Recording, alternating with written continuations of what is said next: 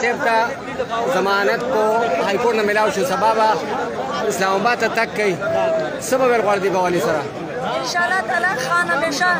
د خپلو ادارو احترام کړی دی لیکن سکیورټي وایز کومه ورځ چې دوی تماشا وکړه ضلع شاه شهید سولې خان د دغه وجه نه ورغلی لیکن خان همیشه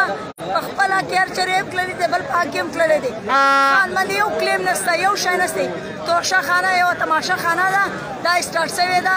نن توشه خانه ته خان تللی وی د توشه خانه سیده ګرد کومه ډیټا ده بنده نو زه دا وایم دا زموږ ججان چې دي دا باقي خلک یې نه دي راغوښتي ولې نه دي راغوښتي دا ګر مجرم دي دا ګر په ریاست کې چې ناست دي ډمیان پر دغو ګردو باندې ثابت شوي دي دا ګر مجرم دي بیا ولې نه دي حاضر شوي دا هغو ولې امپلیمنټ نه کاږي زه خو به نظمه کیس به ورکړمه دا خو د ریاست ذمهداري ده چې دوی راوغواړي دا غلا یې کړي دي دا تاسې غلا یې واستي ګړي چور اوس پوره ډبر شور دی اوس دا راته ووایه چې څومره ورځونه دلته کې میشته یي زموږ نن څلورمه ورځ ده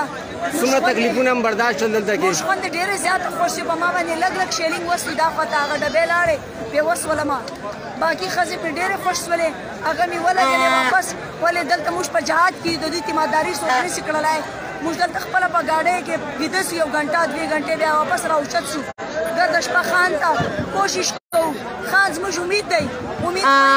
امید هېڅوک خاورو ته نه ورکوي موږ هم نه ورکوو ډېره مننه خورجانې دا د جوب پوښتنه پیغله چې هغه د خان صاحب د دفاع لپاره دلته کې موجود ده او خپله هغه د خیالاتو اظهار یې سره وکړو دا تاسو کتلی شئ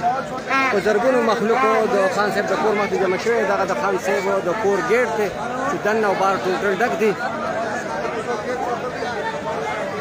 بچه زوی ماته لږ لار راکړه